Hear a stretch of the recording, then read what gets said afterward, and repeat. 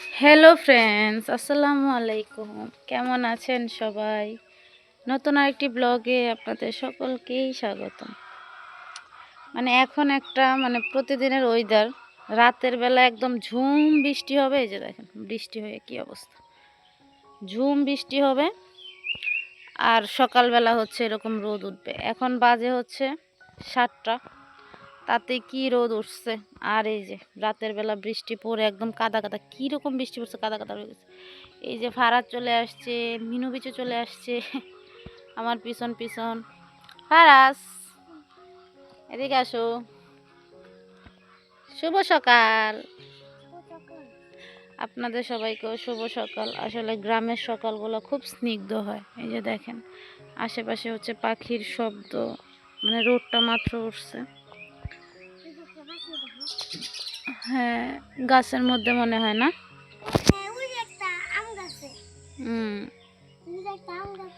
আমি সকালে উঠে আমার প্রথম কাজই হচ্ছে হাঁটাহাঁটি করা। আমি হাঁটাহাঁটি করি সকালবেলা উঠে, কিন্তু এই যে বৃষ্টি পড়ে কাদা হয়ে কি অবস্থা। এই যে বিল্লু কি করতেছে, দুইজন মিলে দেখছেন।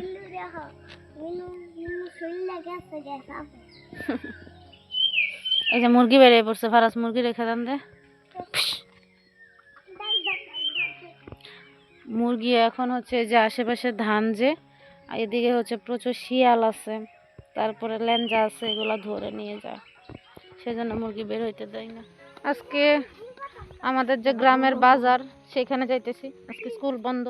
ওই যে ফারাজ বাবুও যাইতেছে, এসে আমি আন্টি আর ফারাজ যাইতেছি, যেহেতু বাজারে যাবো। গ্রামের যে বড় বাজারটা আছে একদম উপজেলাতে, সেখানে যাচ্ছি। আমরা যাইতেছি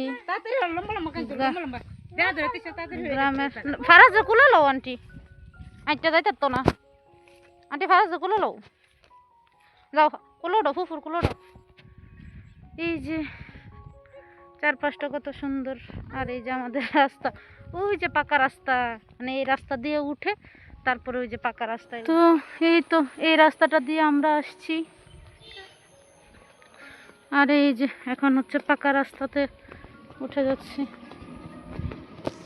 এই যে আমাদের গ্রামের যে রাস্তা, এই পাকা রাস্তা দিয়েও কিন্তু আসা যায়, কিন্তু এই যে এই দিক দিয়ে ঘুরে তারপরে আসতে হবে, সেজন্য এই শর্টকাট দিয়ে চলে আসছি। কই যাও, খারাও দেখেন। এখন এখানে সামনে অটো পাওয়া যায়, আবার এখানে দাঁড়াইলেও অটো আসে। আমার আন্টি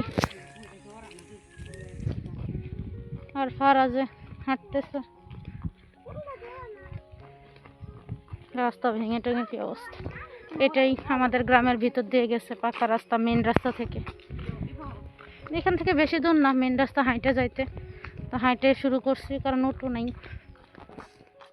তো এই তো অর্ধেক রাস্তা হাঁটার পরই আমরা হচ্ছে অটো পেয়ে গেছি, আর এখন হচ্ছে অটোতে উঠে গেছি। এই অটো দিয়ে একদম হচ্ছে ডিরেক্ট গ্রামের বাজারে যাব। আর গ্রামের বাজার থেকে হচ্ছে আমাদের যে গ্রামের বাইরে আরেকটা বাজার আছে, সেটাতেও যাওয়ার ইচ্ছা আছে, তবে আপাতত গ্রামের বাজারেই যাব। তো এই যে দেখেন আমাদের গ্রামের যে মেন রাস্তাটা গ্রামের ভিতর দিয়ে গেছে, কত সুন্দর। দুই পাশে হচ্ছে ফিশারি, ধানের ক্ষেত, সব মিলে রাস্তার দুই পাশটা কিন্তু খুবই সুন্দর। আর এই গ্রামের রাস্তাগুলো আমি কোথাও গেলে খুব এনজয় করি, আমার কাছে খুবই ভালো লাগে। বাতাস, তারপরে হচ্ছে প্রাকৃতিক দৃশ্য খুব সুন্দর। তো এই যে এটা হচ্ছে শীতলক্ষা নদী, ব্রহ্মপুত্র নদের শাখা নদী। আমরা যে ব্রহ্মপুত্র নদীর তীরে থাকি, সেখান থেকে এই শাখা নদীটা বের হয়েছে, কিন্তু নদীর অবস্থা খুবই খারাপ, একদম মরে গেছে। তো গ্রামের বাজারে কাজ শেষ করে এখন হচ্ছে এই যে দেখেন, এই যে শীতলক্ষা নদীর উপরে ব্রিজ, এই ব্রিজের এই পাশে হচ্ছে আমাদের উপজেলা, আর ওই পাশে হচ্ছে আরেক উপজেলা, গাজীপুর জেলার হচ্ছে আরেকটা উপজেলা। আমরা হচ্ছে সেই দিকে যাচ্ছি, ওইখানে একটা বড় বাজার আছে, সেখানে যাচ্ছি।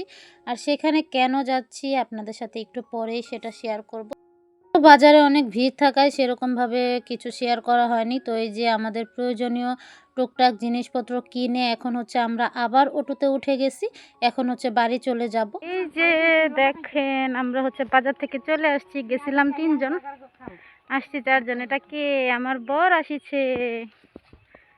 মূলত আমার বরকে আগে আনতেই গেছিলাম। সে হচ্ছে ইয়া করতে পারে না, কোথায় নামতে হবে, জায়গার নাম বললো নামতে পারে না। আরেকবার আরেক গ্রামে চলে গেছিল, আমার বিয়ের পরে এই 2বার আসছে, 2বার এখন নিয়ে 3বার আসা হইল তার। তারপরে সে হচ্ছে মানে চিনে নামতে পারে না, কোথায় নামতে, মানে শর্টকাটে এমনি গ্রামের বাজারে যায় নামতে পারে, বাজার থেকে তো হাঁটা আসতে অনেক দেরি লাগে। এটা তো হচ্ছে শর্টকাট, এই শর্টকাটটাই সে চিনে আসতে পারে না, তাই ওরে যা নিয়ে আসলাম। এই যে আমার বরের জন্য নাস্তা, মিষ্টি, সেমাই, ভাত, শাক, ভর্তা, সকালের নাস্তা। এই তো সকাল সকাল চলে আর এই যে 2জন তো এই যে এখানে বৈশা বৈশা মজা খাওয়ায় ব্যস্ত। একটা দেও ফারাস গুনো তো একটা দেও, থ্যাংক ইউ। তো এখন নাস্তা খাবো। দুপুরে নামাজ পড়ে আমরা হচ্ছে টুকটাক সবাই মিলে রেডি হয়ে নিছি, গ্রামের একটা দাওয়াতে যাব। তো দাওয়াতে গিয়ে কি কি করলাম, কি কি খেলাম, সব কিছুই হচ্ছে আপনাদের সাথে শেয়ার করব আরেকটি ব্লগে, কারণ এই ব্লগটা হচ্ছে বড় হয়ে গেছে। তাই আজকের ব্লগটা আমি এখানেই শেষ করে দিচ্ছি। আল্লাহ হাফেজ।